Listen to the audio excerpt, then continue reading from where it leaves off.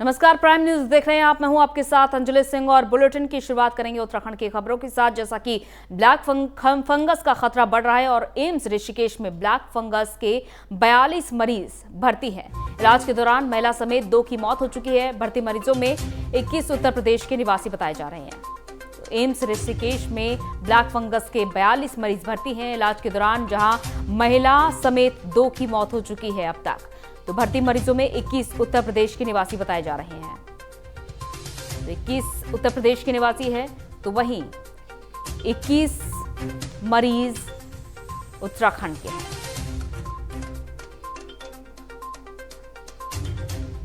तो इलाज के दौरान महिला समेत 2 की मौत हो गई है।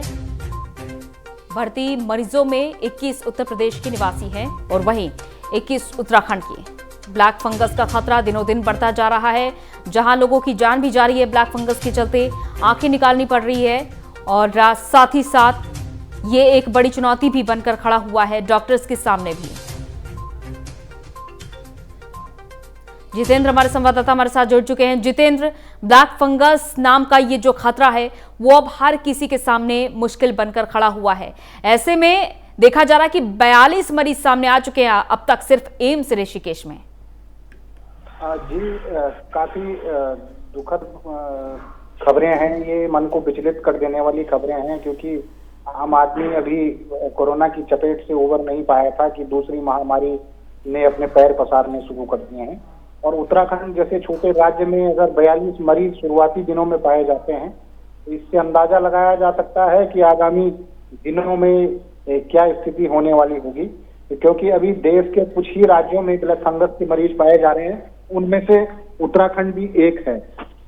और इस छोटे से राज्य में अगर 42 मरीज एकदम इतनी जल्दी से मिल जाते हैं तो ये चिंता की बात है। और लगातार अस्पतालों में इसका संक्रमण देखने को मिल रहा है, चाहे वह ऋषिकेश की बात करें या देहरादून दून हॉस्पिटल की बात करें, वहां भी कुछ मरीजों की संक्रमित होने की पुष्टि हुई है। और सुशीला तिवारी अस्पताल जो हल्द्वानी में है, वहां भी एक मरीज की मौत इस घातक बीमारी से हो चुकी है और वहां भी कुछ लोग संक्रमित बताए जा रहे हैं।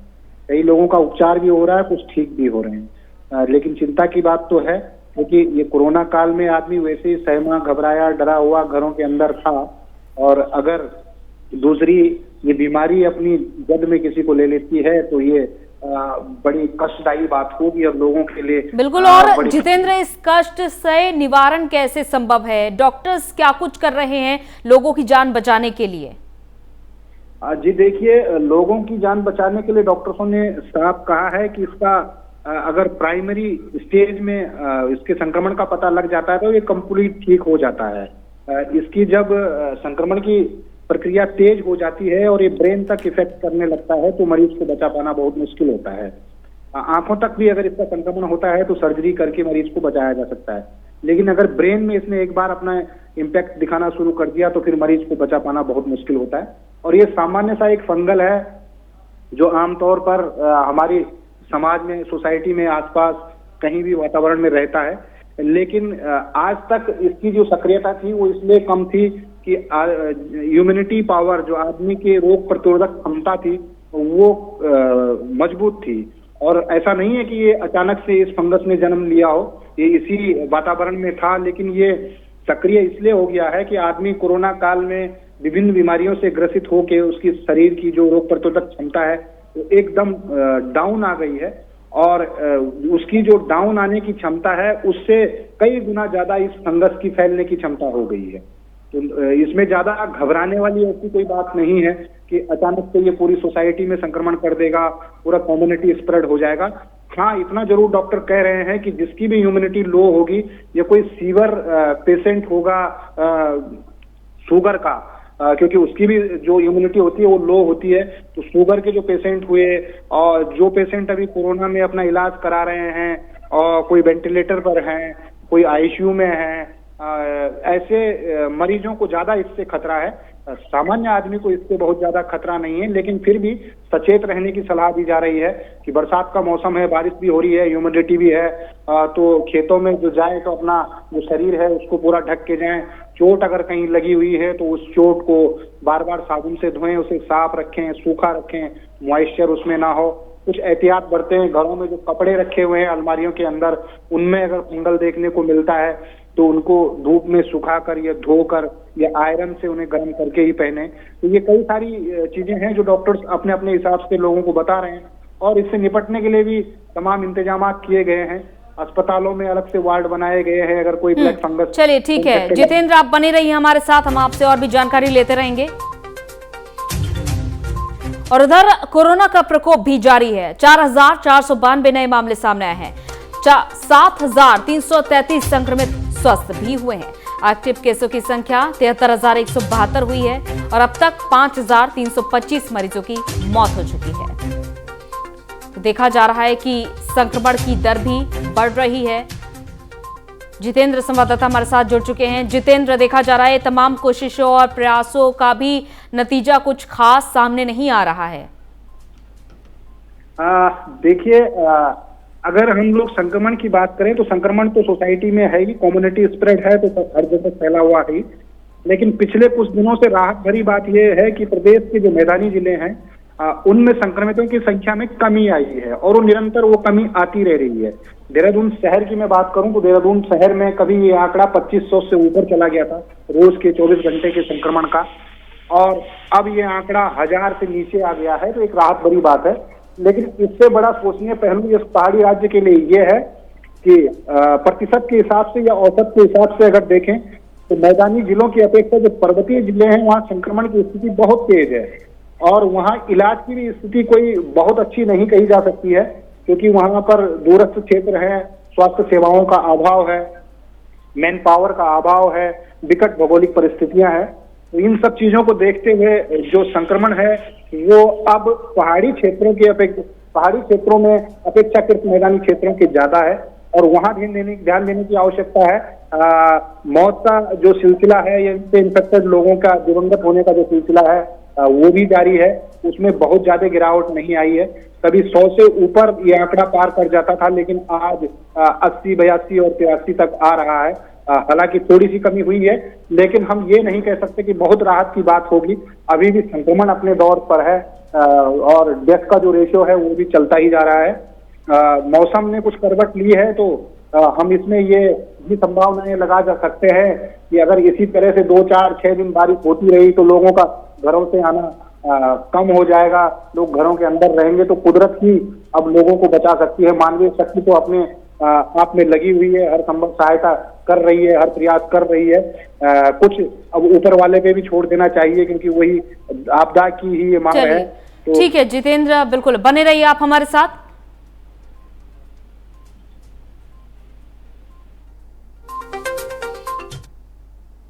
और देहरादून में देर रात से लगातार झमाझम बारिश हो रही है। देर रात से बारिश से कई जगहों की बत्ती भी गुल हो चुकी है। शहर में कई जगह जलभराव की स्थिति बनी हुई है। मौसम विभाग ने भारी बारिश की चेतावनी दी है। अगले 48 घंटों में और तेज बारिश की संभावना जताई जा रही है। तो शहर में कई जगह पर जलभराव बना हुआ है और मौसम विभाग ने जैसा कि चेतावनी जारी कर दी है और लगातार झमाझम बारिश हो रही है।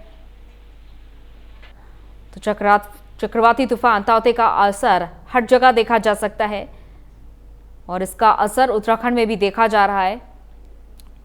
तो मौसम विभाग की ओर से चेतावनी दे दी गई है।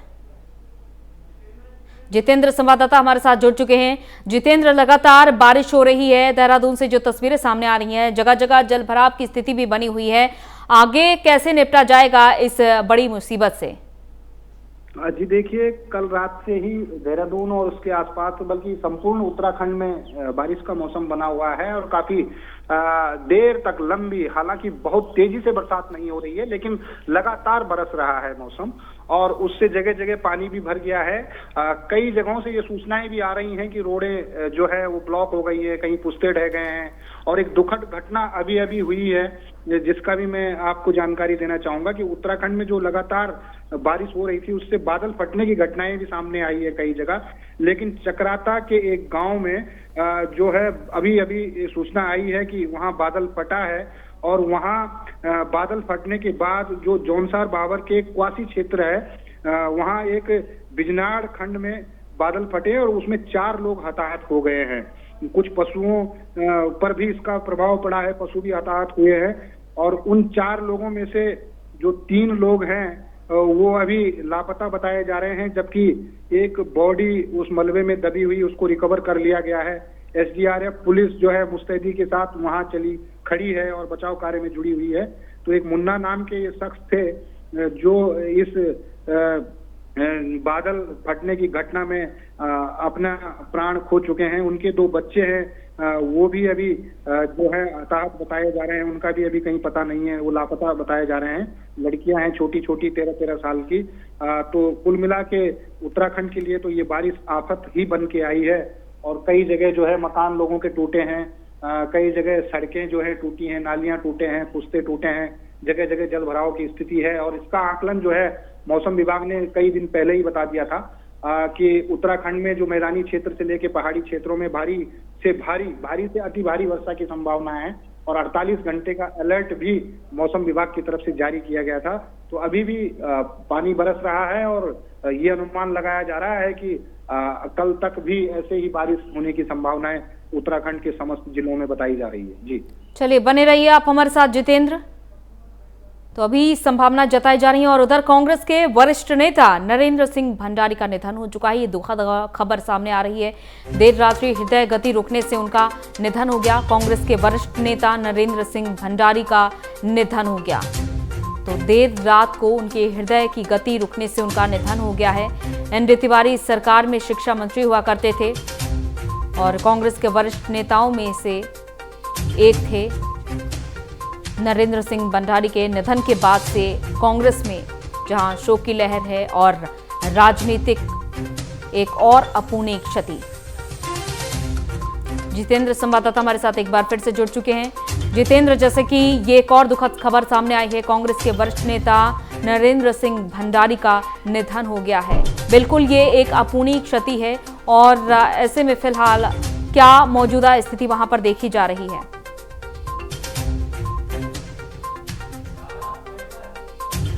उत्तराखंड सरकार में जब पंडित नारायण दत्त तिवारी जी की सरकार और कांग्रेस की सरकार हुआ करती थी, काफी वरिष्ठ नेता कांग्रेस के थे, अच्छे बुद्धिजीवी नेता थे, सरल स्वभाव के थे। और जाहिर सी बात है कि कांग्रेस को तो क्षति हुई है, लेकिन उत्तराखंड ने भी एक अपना प्रतिभावान नेता खोया है। और हमेशा उनको उत्तराखंड के जो राजनीतिक इतिहास है उसमें याद रखा जाएगा। वरिष्ठ नेता थे नरेंद्र सिंह भंडारी। शिक्षा मंत्री के रूप में उनके जो किए गए कार्य थे वो भी एक अलग पहचान अपनी रखते हैं। और अभी वर्तमान में वो कांग्रेस की अनुशासन समिति के अध्यक्ष भी थे, कुछ दिनों पहले रहे हैं नरेंद्र सिंह भंडारी। तो काफी वरिष्ठ नेता थे, अपूर्णीय क्षति है। इस क्षति को तो कोई पूरा कर नहीं पाएगा, लेकिन उत्तराखंड के राजनीतिक इतिहास में भी और कांग्रेस की राजनीतिक इतिहास में भी एक वरिष्ठ नेता का चला जाना एक दुखद है और इसको हर कोई अपनी संवेदनाएं व्यक्त करता है। जी चलिए, बिल्कुल, बहुत बहुत शुक्रिया जितेंद्र तमाम जानकारी के लिए।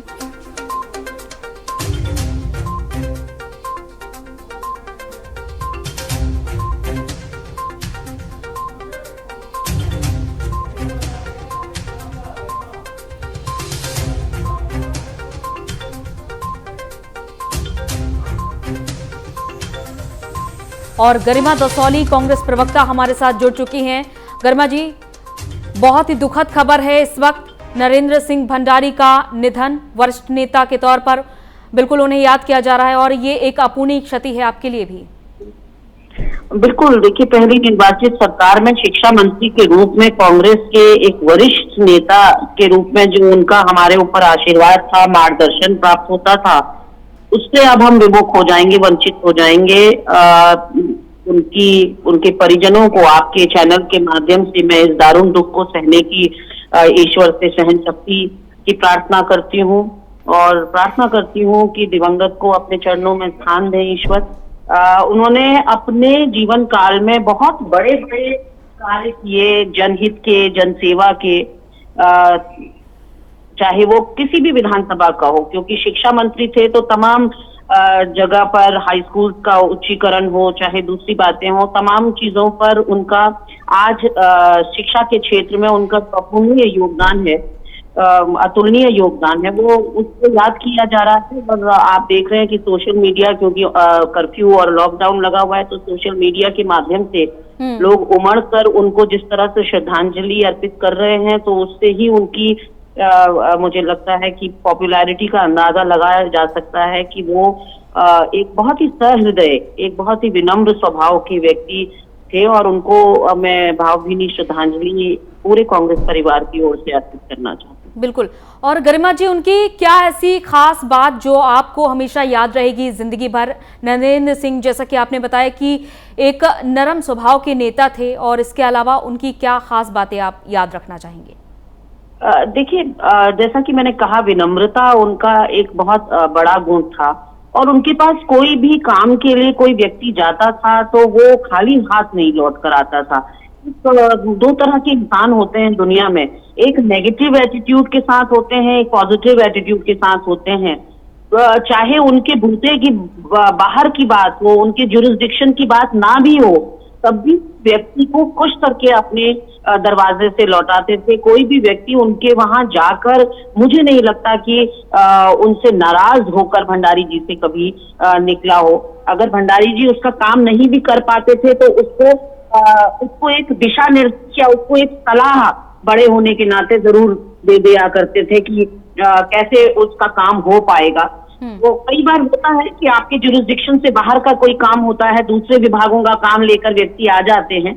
ऐसे में वो जो गाइड भी करते थे तो एक पॉजिटिविटी के साथ करते थे, और व्यक्ति उनसे संतुष्ट होकर लौटता था। सबसे अच्छी खासियत उनके अंदर ये थी कि वो अपने घर पे आने वाले हर व्यक्ति को लौटाते थे।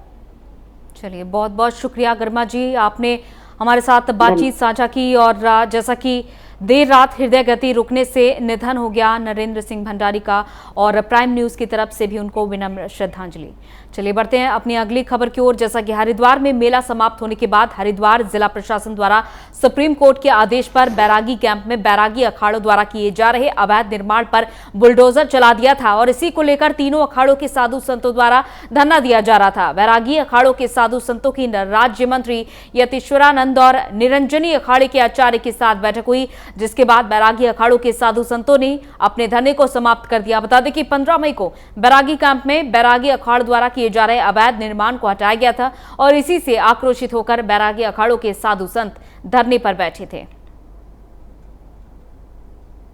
संत हमारे देश की धरोहर है, और आज जब संतों से माननीय मुख्यमंत्री जी ने आग्रह किया तो उन्होंने तुरंत इस बात को स्वीकार कर लिया कि जो हमारे यहाँ न्यायालय की परंपरा है उसका सबको पालन करना चाहिए।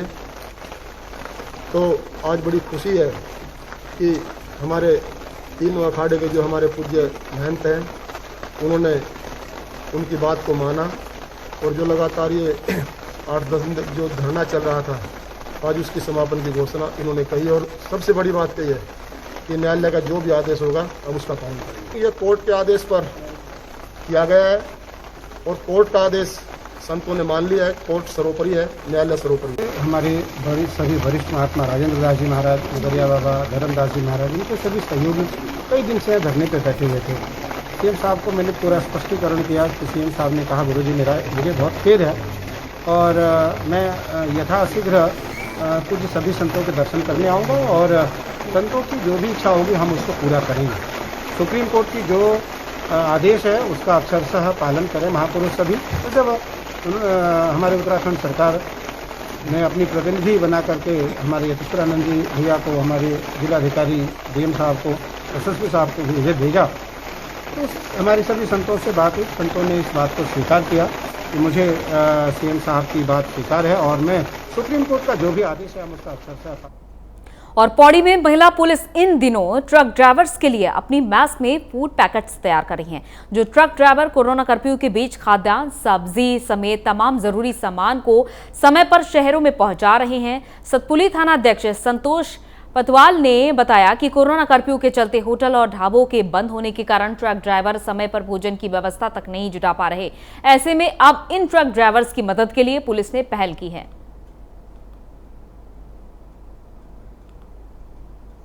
आज हम लोगों ने अपने पुलिस के मेस में जो हमारे ये ट्रक के ड्राइवर्स भाई हैं, जो लोग एक जगह से दूसरी जगह इस समय सामान को ट्रांसपोर्ट कर रहे हैं, क्योंकि कोरोना कर्फ्यू लगा हुआ है और ऐसे में जगह जगह रेस्टोरेंट और ढाबे भी बंद हैं। तो मिशन हौसला के तहत हम लोगों ने एक प्रयास ये भी किया है कि जो हमारे ये ट्रक के ड्राइवर्स हैं, इन लोगों को हम लोग अपने मैस से ऐसे ही कुछ फूड पैकेट्स बना रहे हैं, जो इनको हम लोग दे रहे हैं। और चूँकि एक हमारा छोटा सा प्रयास है, जिसको हम लोग अभी आने वाले दिनों में भी जारी रखेंगे। गया है कि जो लंबी दूरी पे आवश्यक सेवाओं को ले जाने वाले वाहन हैं, वो रेस्टोरेंट और ढाबे बंद होने की वजह से उनको खाना नहीं मिल पा रहा था। तो हमारे सर द्वारा बताया गया है कि क्यों ना हम एक अच्छी शुरुआत करें। इसलिए हमारे द्वारा और हमारे मैस मैनेजर द्वारा थाने परिसर के मैस में एक छोटा सा कम्युनिटी बास्केट के माध्यम से खाना बनाया गया तथा उसे उन लोगों को, ज़रूरतमंद लोगों को वितरित किया।